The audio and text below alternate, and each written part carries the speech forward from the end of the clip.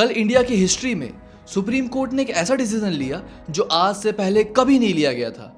और आप जब ये केस सुनोगे तो आप भी ये उम्मीद करोगे कि ऐसा डिसीजन फिर कभी नहीं लिया जाना चाहिए और ना ही कभी ऐसी नौबत आनी चाहिए। कल सुप्रीम कोर्ट ने पहली बार किसी इंसान को डिग्निटी के साथ मारने की परमिशन दी है। तो ये कहानी है 32 साल के हरीश राणा की, जो एक एक्सीडेंट के बाद चौथी मंजिल से नीचे गिर गया था और पिछले 13 सालों से वो एक वेजिटेटिव स्टेट में है, यानी दिमाग लगभग मृत हो चुका है।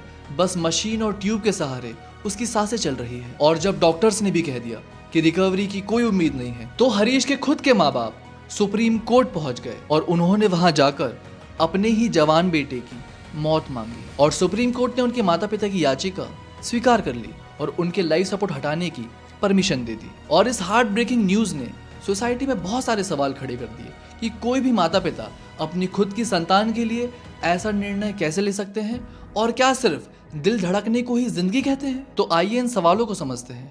मॉडर्न एथियस्टिक पीटर सिंगर कहते हैं कि जब कॉन्शियसनेस मतलब होश और यादें चली जाए तो उस बिस्तर पर कोई इंसान नहीं बल्कि एक बायोलॉजिकल मशीन जिंदा होती है। और लेजेंडरी फिलोसोफर इमैनुअल कांट का यह कहना था कि हर एक इंसान की एक डिग्निटी होती है और जब वजूद पूरी तरह से खत्म हो जाए तो मशीनों से सांसें जबरदस्ती खींचना उस डिग्निटी के खिलाफ है। और फिलोसोफर स्टोइक सेनेका ने सदियों पहले कहा था कि मेरे living is not a good but living well, मतलब कि सिर्फ जिंदा रहना काफी नहीं है, इज्जत से जीना जरूरी है। तो जब किसी इंसान का वजूद मर चुका हो तो उसके जिस्म को मशीनों से जिंदा रखना कोई मेडिकल चमत्कार नहीं बल्कि एक सजा, एक पनिशमेंट बन जाता है। और साइकोलॉजी में हरीश के पेरेंट्स के इस 13 साल लंबे दर्द को एम्बिग्यूअस लॉस कहते हैं कि आपका अपना फिजिकली जिंदा है मगर मेंटली वो सालों पहले ही जा चुका है। कि 13 सालों तक उसके पेरेंट्स अपने बेटे की रुकी हुई जिंदगी को रोते हुए देखते रहे और फाइनली सुप्रीम कोर्ट ने